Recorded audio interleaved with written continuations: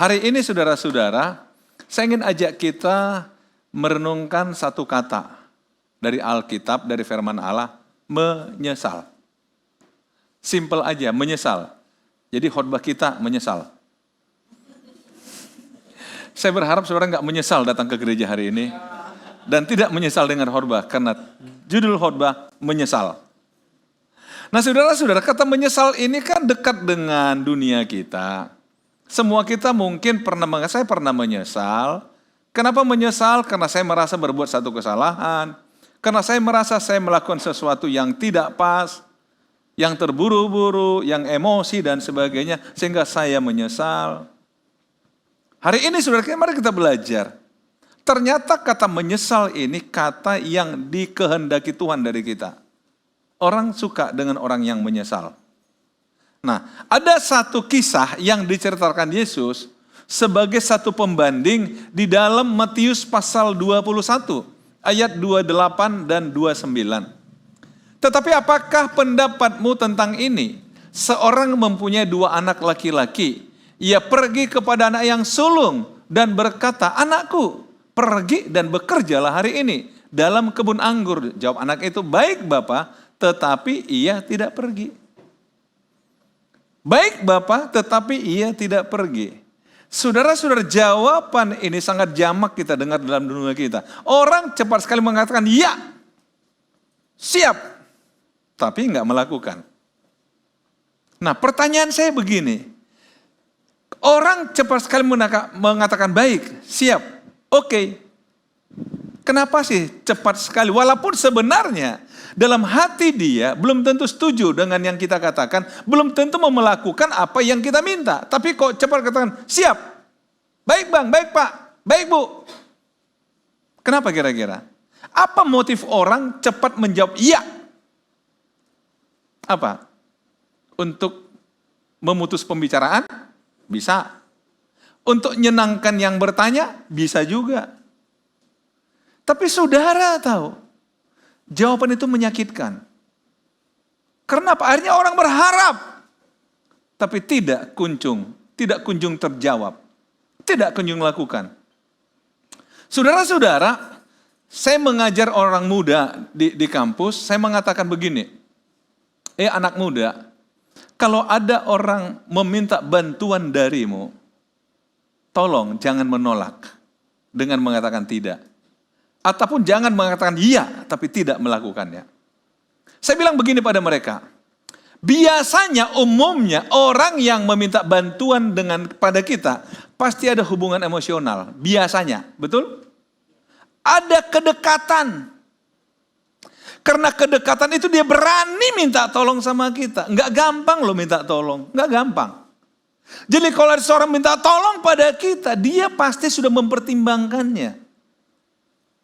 Dia berharap pada kita. Nah, coba bayangkan. Kita punya kedekatan emosional dengan dia sehingga dia berani meminta tolong pada kita. Dia berharap pada kita karena dia yakin kita pasti bisa menolong dia. Tetapi begitu kita mengatakan iya tapi tidak melakukan, apa yang terjadi? Saya bilang begini, dia akan kecewa sama kita. Dia akan menyesal meminta tolong sama kita. Dampaknya apa? Secara emosional terganggu hubungan kita dengan dia. Kenapa dia berharap? Tapi harapan dia nggak terpenuhi. Jangka pendek mungkin baru sebatas itu. Tapi saya bilang ada efek jangka panjang yang kita nggak sadar. Misalnya saya bilang, kalian sebagai orang muda saya katakan. Satu ketika orang yang minta tolong kalian berhasil diberkati Tuhan. Dan dia sedang mencari tenaga-tenaga yang bisa dia rekrut. Apakah mungkin kalian diingat? Saya bilang enggak. Enggak akan kepikiran dia sama kalian. Tapi coba bandingkan saya katakan. Ada orang minta tolong, kita bantu dia dalam kesulitannya. Suatu saat dia diberkati Tuhan dan berhasil. Dia sedang mencari orang mau bantu dia. Dia akan cari tahu siapa ya. Saya ingat 10 tahun yang lalu ada seorang muda. Dia dengan tulus membantu saya dalam kesulitan saya. Pasti kamu dicari, saya bilang. Kalau dicari pasti dapat promosi langsung. Efek jangka panjang saya bilang. Karena itu, kalau ada orang minta tolong, katakan iya, siap kerjakan. Setuju saudara? Kadang kita merasa ringan aja, ya, tapi enggak. Hati-hati saudara. Nah, Yesus menggunakan kisah seperti ini yang nyata dalam hidup sebagai pembelajaran bagi kita. Memang saudara-saudara, kalau kita kembali ke Alkitab juga ada satu contoh, Yusuf. Saudara tahu, Yusuf itu selalu positif, selalu melakukan kebaikan. Walaupun di rumah Potifar, dia difitnah akhirnya. Karena kebaikan dilakukan dan masuk penjara. Ada satu peristiwa di penjara saudara, satu ketika. Ada pejabat negara yang terhukum dalam penjara, juru makanan dan juru minuman. Itu artinya apa? Setiap hidangan yang disajikan pada raja harus lewat mereka. Nggak tahu apa yang terjadi saudara, dua-dua mereka mungkin ada masalah, cuma nggak tahu apakah dari makanan, dari minuman, nggak tahu. Akhirnya dua-dua masuk penjara. Dan sedang berproses saudara. Tiba-tiba dua-dua bermimpi. Dan cerita pada Yusuf. Yusuf katakan pada salah satu, hei, kau akan kembali pada posisimu semula. Akhirnya satu bersemangat, oh saya juga mimpi. Oh kalau kamu beda artinya, kamu akan dikeluarkan tapi untuk dihukum mati. Wah, mimpi boleh sama, tapi artinya boleh beda saudara. Tapi apa kata Yusuf? Tolong ya, kepada yang akan promosi. Kalau kamu udah kembali pada zaman, tolong ingat saya dong. Ingat saya. Alkitab mencatat Yusuf terlupakan sesaat, betul nggak? Terlupakan. Barulah setelah Firaun bermimpi. Dia bingung, dia panggil orang-orang, tolong ceritakan mimpi saya. Saya ketakutan dengan mimpi saya. Seorang yang tadinya dibantu Yusuf di penjara, bisikin sama raja, aku kenal seseorang di penjara. Dia bisa nafsirin mimpi. Panggil dia. Dipanggil. Nah coba lihat. Tuhan ingatkan orang ini pada waktu yang tepat. Saya coba berpikir begini saudara. Seandainya begitu dia keluar dan ingat sama Yusuf, kira-kira jabatan apa yang bisa dia berikan sama Yusuf? Pasti jabatan di bawah dia, betul? Tapi Tuhan sengaja izinkan dia lupa. Sehingga pada waktu yang paling tepat, raja yang menginginkan dia, akhirnya dia dikeluarkan dari penjara, menolong raja, langsung wakilnya raja. Bukan wakil juru minuman, saudara. Saudara lihat, kadang kita merasa, aduh ini kok kayaknya udah buat ini kok belum ya. Tunggu saudara. Tuhan sedang persiapkan jabatan yang di atas saudara. Kalau kasusnya Yusuf begitu saudara. Tapi kita kembali. Ini anak. Iya Bapak, tapi nggak pergi. Tetapi saudara diceritakan Yesus lagi. Lalu orang itu pergi kepada anak yang kedua dan berkata demikian juga. Anakku pergi ke ladang ya, kerja di pohon anggur kita. Anak yang kedua, aku tidak mau. Tetapi kemudian ia menyesal. Maka saya katakan tadi judul khotbah itu menyesal. Lalu pergi juga. Menyesal. Yang pertama berkata ya, tapi tidak pergi. Yang kedua berkata tidak, tapi ia menyesal lalu pergi. Menurut saudara, di antara dua ini, yang mana yang lebih baik? Yang kedua, berkata tidak, tapi ada menyesal. Menyesal itu membatalkan yang pertama saudara. Karena itulah, karena dia menyesal, maka dia pergi. Maka dia pergi. Saudara-saudara, Yesus menggunakan ini sebagai sindiran sebetulnya. Kepada orang-orang yang merasa beragama pada masa itu. Karena apa? Orang Farisi, orang Yahudi, ahli Taurat, merasa punya hukum, menguasai hukum. Dan bahkan hukum yang mereka ketahui, yang mereka miliki, mereka gunakan untuk menghukum orang lain. Karena mereka merasa penguasa. Hukum itu melekat dalam pikiran mereka, tapi bukan dalam kelakuan mereka. Saudara masih ingat ketika Yesus mengatakan, hei, turuti apa yang mereka katakan, tapi jangan ikuti kelakuan mereka. Masih ingat saudara? Atau pernah ada yang dengar itu? Turuti yang mereka ajarkan, tapi jangan ikuti apa yang mereka kerjakan. Karena apa? Mereka masuk kategori orang yang berkata ya, tapi tidak pernah melakukan.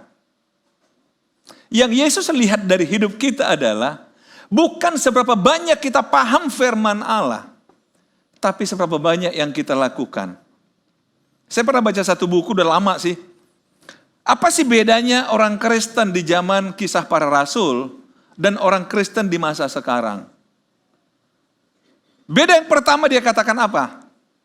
Orang Kristen di masa lalu nggak tahu banyak, tapi melakukan banyak. Nggak tahu banyak firman Allah, tapi lakukan banyak. Kalau orang Kristen sekarang tahu banyak, melakukan nggak banyak. Betul saudara? Jadi saudara-saudara, itu yang pertama. Yang kedua, orang Kristen masa lalu dikenal dari kehidupannya. Saudara kalau belajar sejarah, Kristen itu kan ejekan pengikut Kristus. Kamu. Kenapa? Dari sifatnya, dari praktek hidupnya, nggak berbeda jauh dengan hidup Yesus. Contohnya Petrus, betul? Oh kamu pengikut dia kan? Dari gaya bacaramu, dari gaya inimu. Nggak bisa dibohongi. Kehidupan mereka meniru gaya hidup Yesus. Orang dikenal dari gaya hidup. Tapi sekarang setelah ngobrol 15 menit, oh ternyata seiman gitu ya, setelah 15 menit ngobrol. Karena apa? Orang ragu, kok kelakuanmu nggak seperti orang Kristen. Nah kan kira-kira begitu. Tapi setelah ngobrol, oh ternyata. Gimana saudara? Beda nggak? Itu kata buku itu saudara. Itu perbedaannya. Kenapa? Ada banyak kan orang Kristen senang dengar firman Allah. Tapi hanya sebatas dengar, suruh melakukan, enggak. Tapi kalau dengar khotbah, amin, amin. Waduh, teriaknya paling kencang lagi. Tapi setelah itu selesai sudah. Selesai saudara. Kalau ditanya, wah khotbah tadi menarik dong. Habis yang khotbah, Tapi lakukannya, nanti dulu. Kita perlu kajian yang mendalam. Kajian yang mendalam. Saudara lihat, khotbah mau kajian yang mendalam. Kurang berani kita mengambil sikap saudara mengatakan, ya. Memang kalau kita bandingkan dua orang abang adik ini saudara, saya coba membuat pilihan begini. Tentu idealnya adalah orang berkata ya dan melakukan. Ideal kan? Tapi ada juga orang berkata tidak, tapi dan juga tidak melakukan. Nah di sini ada kasus mengatakan ya tapi tidak melakukan. Yang satu mengatakan tidak tapi melakukan. Seandainya kita buat ranking. Ranking 1 idealnya tentu ya dan melakukan. Ranking 2 yang mana kira-kira? Berkata tidak dan melakukan, tidak dan tidak melakukan, atau berkata apa? Tidak dan tidak melakukan. Ranking 2 apa? Tidak tapi melakukan. Setuju? Nah ranking 3 berkata ya tapi berkata tidak dan tidak melakukan. Apalagi satu ya? Saya jadi bingung sendiri saya. Ulangi. Ulangi. Berkata ya dan melakukan. Yang kedua tidak tapi melakukan. Yang ketiga berkata tidak dan tidak melakukan. Berkata ya tapi tidak melakukan. Nah kira-kira dapat ranking, pasti yang saudara katakan yang paling jelek adalah yang berkata tidak dan tidak melakukan. Saya kira enggak. Lebih baik dia jujur. Lebih berkata tidak dan tidak melakukan daripada ya, PHP kan. PHP. Jadi paling jelek berkata ya tapi tidak melakukan. Ayo. Ranking buncit. Berarti kalau saudara cepat berkata ya tapi nggak melakukan. Nah ini dia yang paling bawah tadi. Nah, sebetulnya apa yang Yesus ingin ajarkan? Nah, coba kita lihat. Kata menyesal itu adalah artinya mengubah pikiran. Saudara, saya coba cari arti menyesal dalam Alkitab itu. Mengubah pikiran atau berubah pikiran. Berbalik dari bertobat. Merasakan penyesalan yang dalam. Itu arti menyesal. Ada kata bertobat di sana. Berbalik arah. Yang tadinya kayak maksudnya nggak jadi Nah, kira-kira begitu. Karena itulah si bungsu ini ketika dia berkata tidak, tapi dia mikir, aduh, aku menyesal, aku sudah membantah ayahku. Aku berkata tidak pada ayahku. Diam-diam dia pergi ke ladang dan dia bekerja. Tentu kekecewaan ayahnya yang tadi itu terobati, betul nggak? Saudara bedain. Ketika si Sulma, iya ayah, senang ayahnya. Tapi ujung-ujungnya kecewa. Si bungsu kecewa di awal. Ujung-ujungnya senang. Ini yang buat panjang umur itu yang begini nih. Benar gak orang tua? Mumpung anaknya dengar nih. Tapi coba kalau anak, iya pak. Tahu enggak? Kan ini memperpendek umur. Jadi belepotan saya ngomong. Gimana saudara? Iya kan? Kita lebih baik. Ujungnya itu enak. Nah, Yesus katakan menyesal itu artinya berubah pikiran. Apa yang Yesus mau ajarkan? Lihat. Siapakah di antara kedua orang ini yang melakukan kehendak ayahnya? Jawab mereka yang terakhir.